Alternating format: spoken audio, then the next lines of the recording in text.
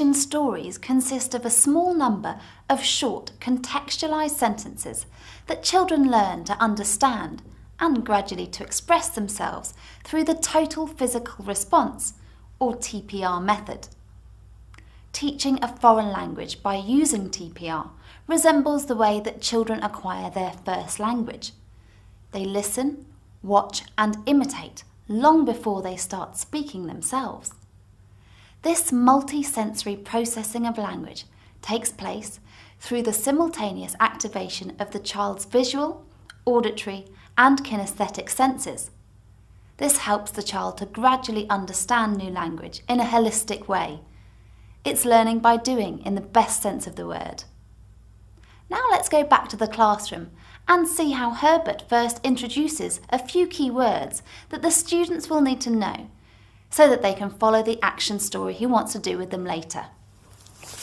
Plane, plane, plane.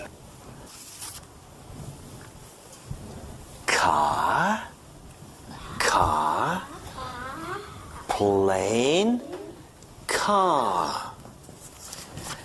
Teddy, teddy, okay.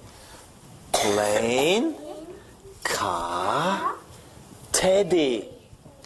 Plane, car, teddy. Doll, doll. Plane, car, teddy, doll.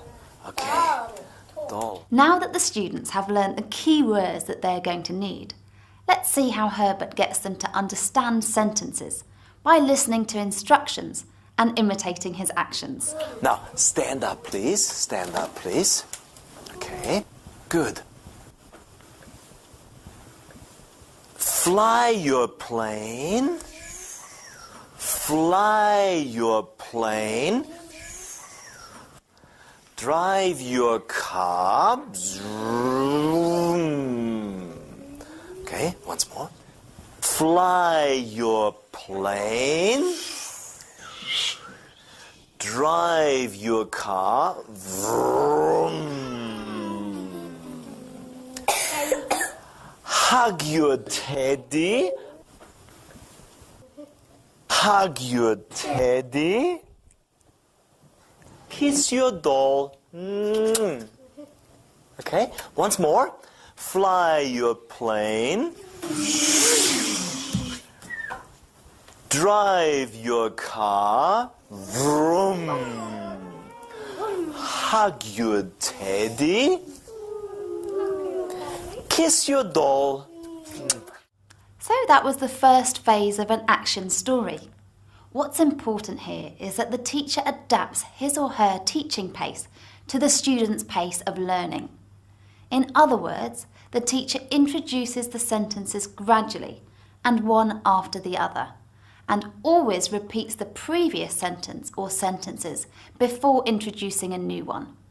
What's also important is that the teacher strictly keeps to the order the sentences were presented in.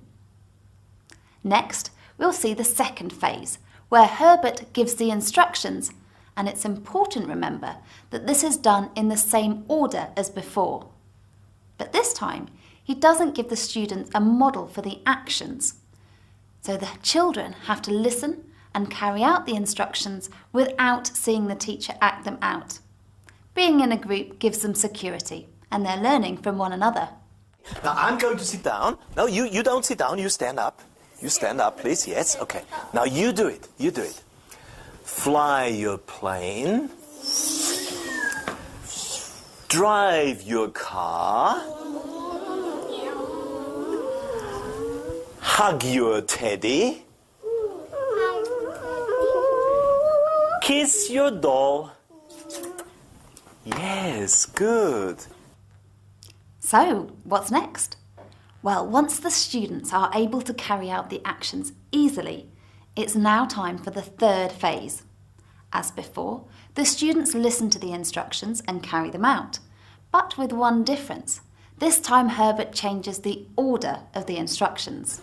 And now, no, stand up. And now in jumbled order, jumbled order. Okay. Drive your car. Kiss your doll. Fly your plane. Hug your teddy. Kiss your doll. Fly your plane. Drive your car. Hug your daddy.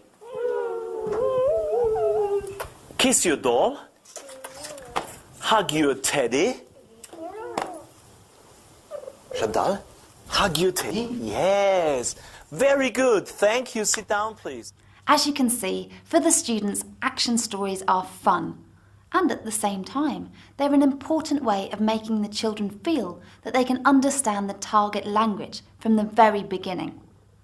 The final phase is when students use a worksheet from their books as they listen to the same action story from the audio CD. Toys. An action story. Fly your plane. The children listen and put the pictures into the correct order.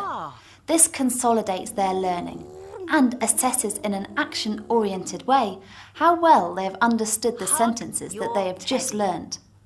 They can do so by writing numbers, or if they haven't yet learnt to write numbers, they draw the corresponding number of dots onto the dice at the top of each of the pictures, as shown on the worksheet.